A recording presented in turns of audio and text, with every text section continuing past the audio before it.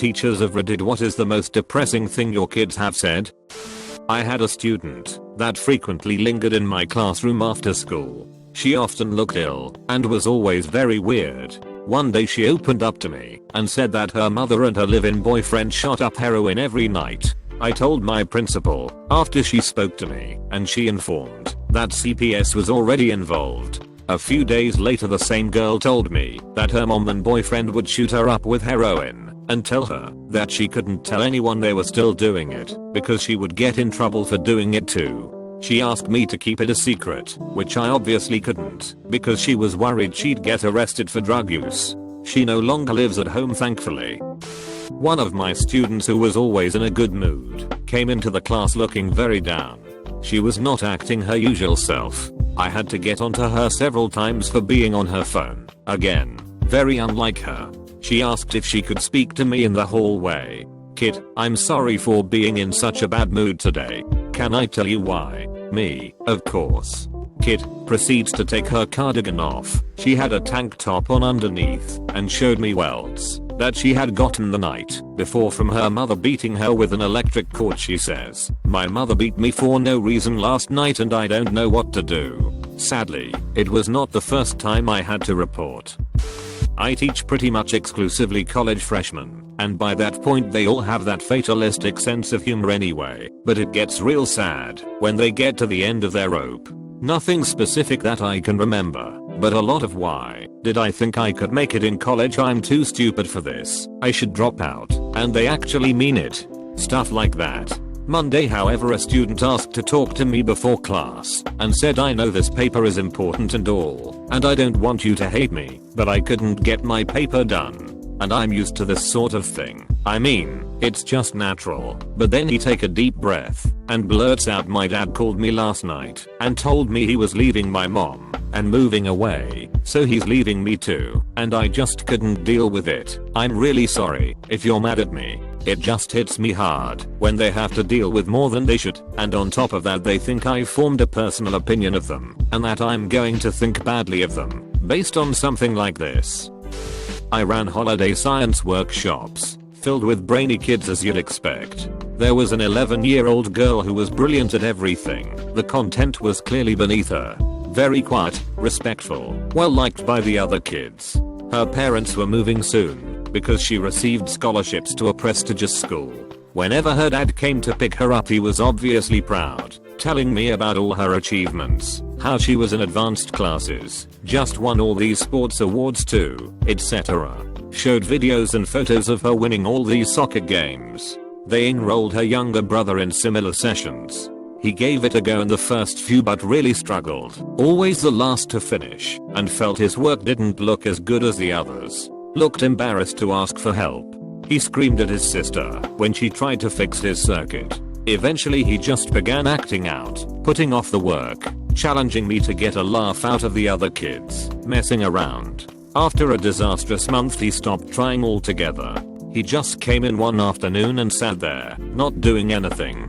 I tried to engage him in the activity and said if he didn't like what the other kids are doing, we could pick anything else he wanted to do. He said something like, "What's the point? My parents will never love me as much as they love my sister." I've had a lot, but one morning 2 students came in early to my room and asked if they could use my student computer. I said sure, and figured that they just needed to finish a project and knew I always got to school early. Nope. Turns out their best friend was murdered 2 days before because he wouldn't give his money he earned to someone trying to rob him. His family needed the money to not be homeless, so he died trying to look out for his family, and for like $80 or something. My students were creating flyers and a GoFundMe so they could try to help the parents not be homeless and to afford a funeral. To make matters worse, the kid was murdered on a Saturday. He was left to bleed out and die, to be found the next morning. The fucking murderer came to my school on Monday, as if nothing had happened. Cops pulled him out of the class in the middle of the day once they had figured out it was him. MS. Spide, do you know how to get local electric company to turn your power back on? I get paid today, but they pay me on a card, so do I get out cash and get a money order, and where do I take it to? Kid was 16, but kid got their power turned back on. that day, all by themselves. I didn't do spit or biscuits, but teach them how to talk to people in call centers and make the introduction to the CSR. And then later their power bill got reduced because the school social worker has programs for that sort of thing. The local power company sent them some energy saving free stuff, including some light bulbs. Kid and their siblings had been short some lights at home for a while, and we got their water and sewer discounted as well. School social workers are pal. Their surviving parent was trying. It's just hard with a parent of their own who isn't well. That many kids and 2 fast food jobs. Kid is in college now. Damn near full ride. Commutes from home to save money. Puts their housing stipend towards the family rent, utilities, and gas for their own old Toyota. Their parent looks like they just took their first breath in 10 years. I'm proud of all my students, but especially that one. My mother was a teacher for nearly 30 years. She spent the last 10 years at a middle school that was pretty hard up in the Tulsa public school system. She had a very good student who came to school every day in the same clothing. We can call him Jay. The clothing was always washed, but even so around halfway through the year, his clothing was becoming tattered and stained. The other students began to notice and make comments. The school tried to give him clothing but he refused. He would not accept a handout. A few teachers came up with a plan for the school put on a contest, where the winner was given some new, very nice, school clothing. This contest was set up for Jay to win. This way he could have new clothing, and not feel as though he was given anything. Jay won the contest. He accepted the new clothing gladly. The next day he was still wearing his old clothes. My mom asked him why he was not wearing the new clothing. Those are my trophies. I have them hanging on my wall. Rips my heart right out of my chest. Can you be my mom? 15 years old, totally serious. This is my real family. Different student referring to the teachers and friends at school. I don't deserve this. Teen when given a sweater on a very cold day. I hear a lot of this stuff. I wish there was so much more I could do.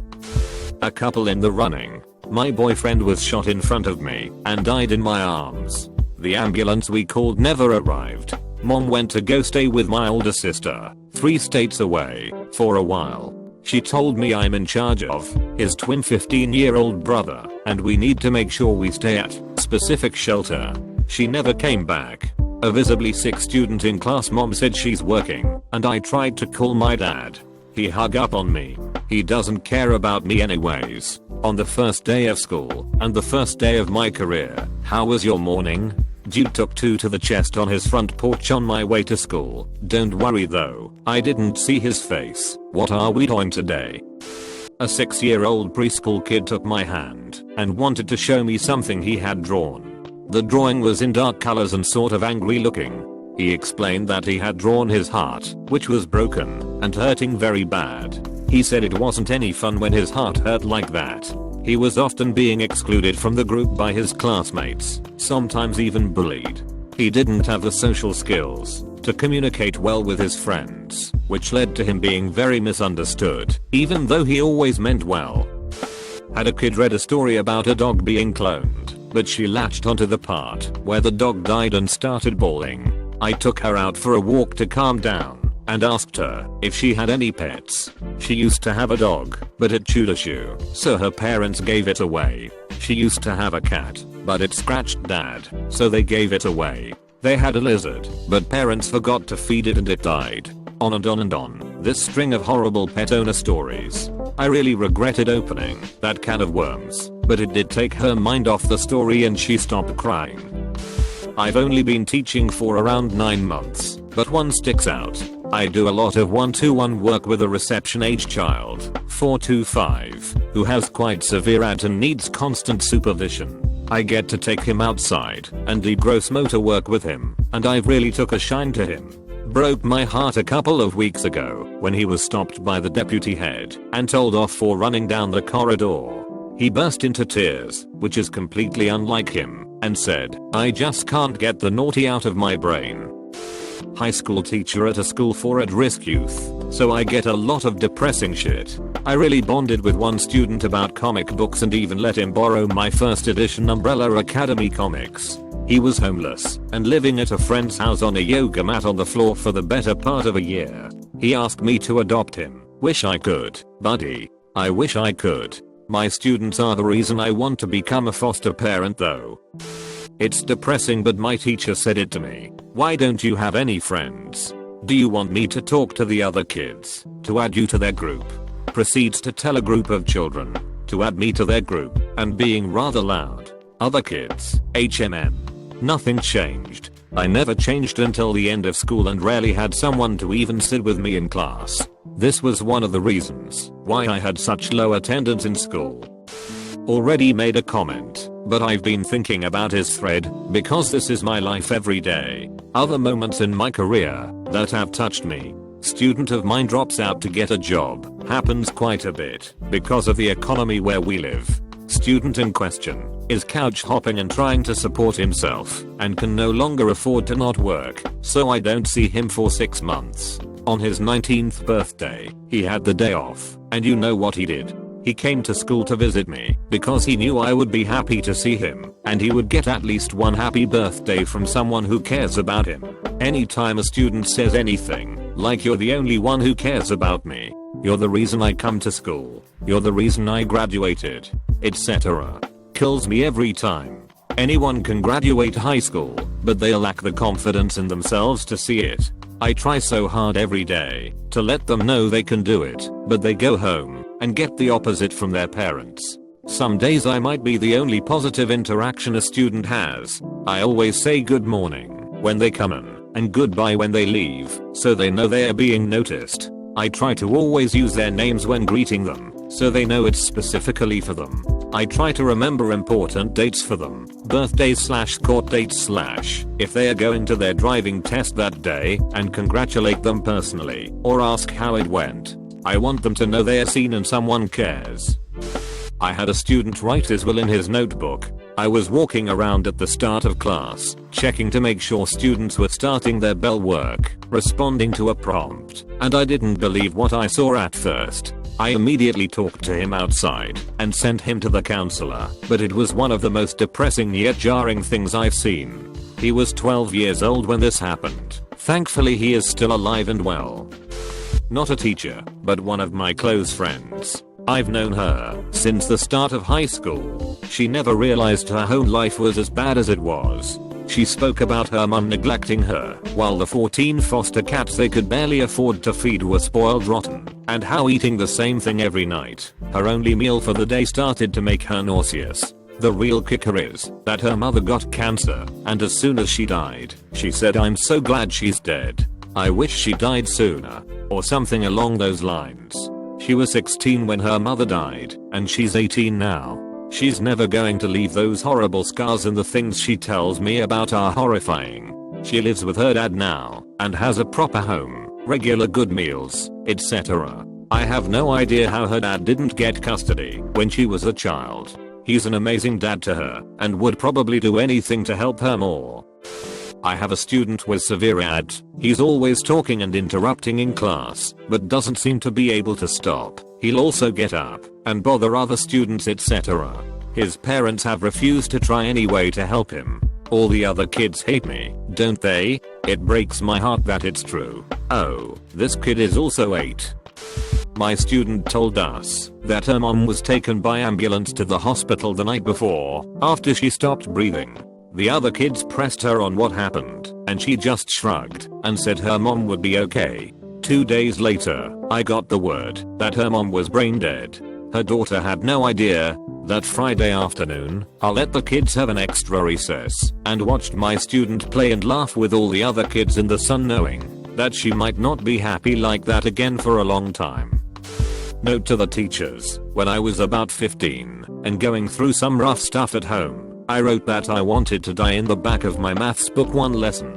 I didn't expect anyone to find it, but my teacher, who was brand new to the profession, did. Although I was a moody, angsty teenager, he took the time to schedule a counselor's appointment on my behalf and sent me to the office in the block of my next maths class. I was so angry at him for sending me there and assumed it was because he hated me and wanted me out of the class. Looking back, I'm eternally grateful. I got the help I needed, got support for my family issues and schooling issues, and came out of high school a happy kid. If you see something, anything at all, please report it. I can't tell you how different things could have been if I'd kept quiet. We may be moody, grumpy, and ungrateful teenagers, but deep down, we are still just kids who might not want to open up unprompted. Not a teacher, but a student. We had a teacher, Mr. B, who had cancer while we were in school.